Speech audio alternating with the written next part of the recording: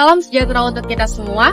Perkenalkan kami dengan mahasiswa Universitas Esa Unggul, Fakultas Ekonomi dan Bisnis jurusan Akuntansi, yang terdiri dari nama saya Anggreni Fadila Nurrohma, NIM 2022 01021121. Nama saya Sherin Oktaviani dengan NIM 2022 010210. Nama saya Melva Oktaviana, NIM 2022 01021118.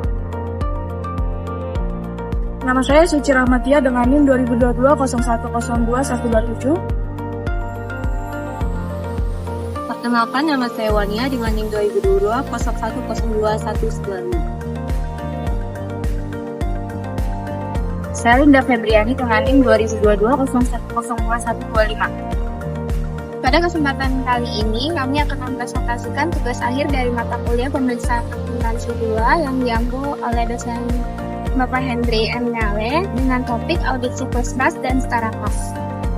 Melalui video ini, kami berharap dapat memberikan pemahaman yang lebih mendalam.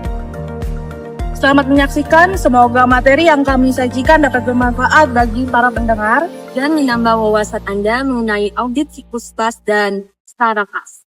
Terima kasih atas perhatiannya dan selamat menonton video presentasi kami.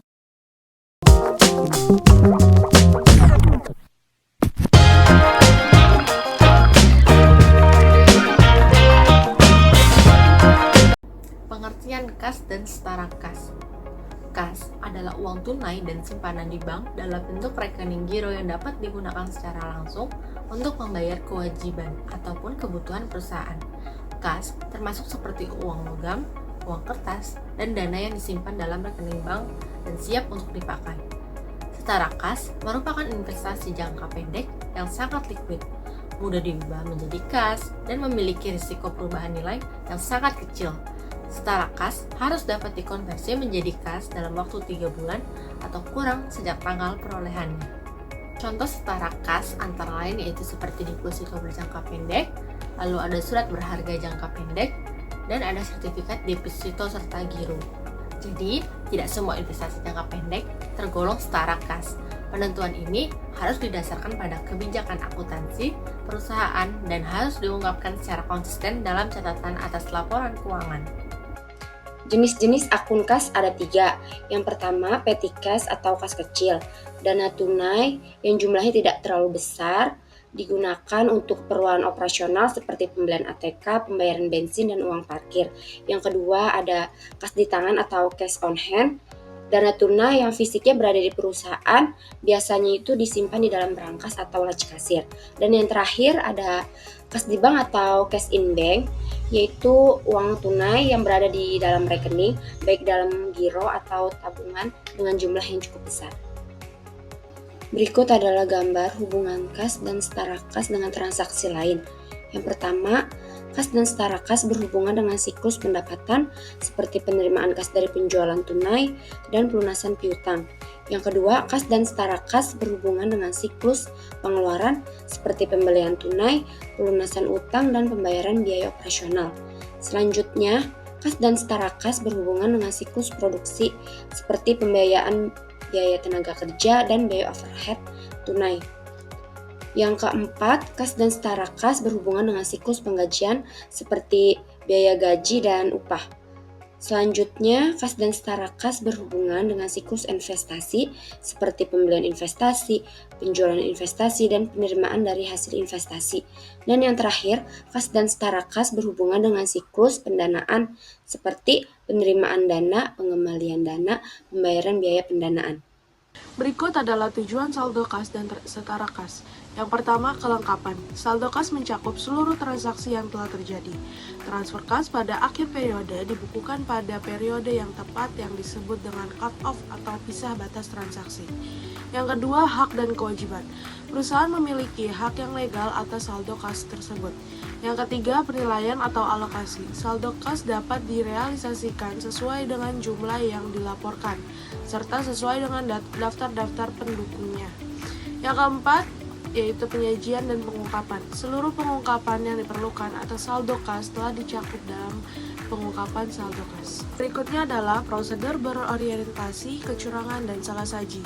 Yang pertama yaitu konfirmasi piutang usaha, yang kedua pengujian yang dilaksanakan untuk mendeteksi lapping, yang ketiga mereview ayat jurnal buku besar umum dalam akun kas untuk pos-pos tidak biasa. Yang keempat yaitu membandingkan pesanan pelanggan dengan penjualan dan penerimaan kas selanjutnya.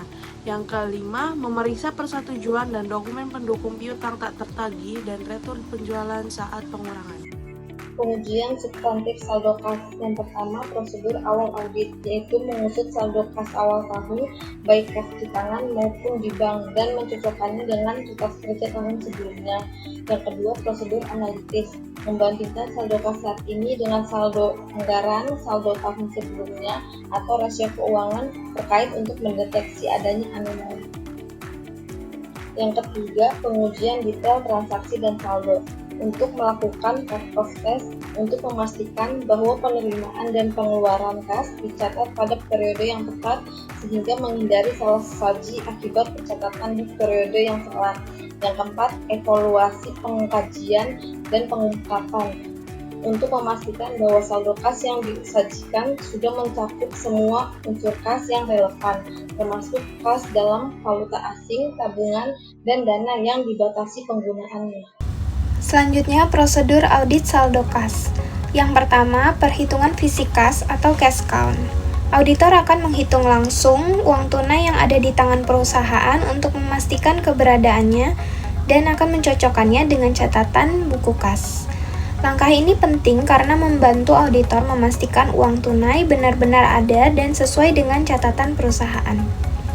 Yang kedua yaitu konfirmasi bank.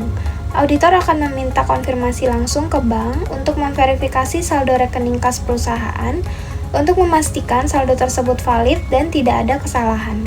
Konfirmasi ini dilakukan langsung dari pihak bank agar tidak hanya bergantung pada data internal perusahaan. Yang ketiga yaitu pemeriksaan rekonsiliasi bank. Auditor akan meninjau rekonsiliasi bank yang dibuat perusahaan untuk mengidentifikasi perbedaan antara saldo buku kas dan laporan bank, serta memastikan pencatatan transaksi yang tepat waktu. Dengan adanya rekonsiliasi, auditor bisa mengetahui apakah perbedaan saldo disebabkan oleh transaksi yang sah atau justru terdapat kesalahan pencatatan. Yang keempat, yaitu verifikasi dokumen dan pengujian cut-off. Auditor akan memeriksa dokumen pendukung transaksi kas seperti slip setoran dan cek, serta memastikan transaksi dicatat pada periode yang benar agar tidak terjadi salah saji. Prosedur ini membantu memastikan bahwa tidak ada transaksi yang dimanipulasi waktunya untuk mempengaruhi laporan keuangan. Selanjutnya adalah isi laporan audit kas dan setara kas. Yang pertama adalah pendahuluan. Bagian ini menjelaskan tujuan audit kas dan setara kas, ruang lingkup audit dan standar audit yang digunakan. Yang kedua adalah prosedur yang dilakukan, yaitu menguraikan langkah-langkah audit seperti pemeriksaan fisik kas dan dokumen pendukung transaksi, pengujian rekonsiliasi bank dan konfirmasi saldo bank, kemudian ada evaluasi pengendalian internal terkait kas dan setara kas. Yang ketiga adalah hasil temuan audit, menyajikan hasil pemeriksaan seperti kesesuaian saldo kas fisik dengan catatan pembukuan. Jika ada perbedaan maka akan dibuatkan laporannya, kemudian hasil konfirmasi saldo bank, temuan terkait pengendalian internal. Yang keempat adalah kesimpulan dan opini auditor, menyatakan apakah saldo kas dan setara kas telah disajikan secara wajar dan sesuai dengan standar akuntansi yang berlaku. Yang kelima adalah rekomendasi. Jadi jika ditemukan kelemahan, auditor memberi saran perbaikan, misalnya pemisahan tugas. Namun jika tidak ada temuan, maka auditor menyatakan bahwa sistem dan pencatatan sudah memadai sehingga tidak ada rekomendasi khusus. Sekian pemaparan dari kelompok 10 mengenai audit siklus kas dan setara kas. Semoga materi yang kami sampaikan dapat menambah wawasan dan bermanfaat bagi kita semua. Terima kasih.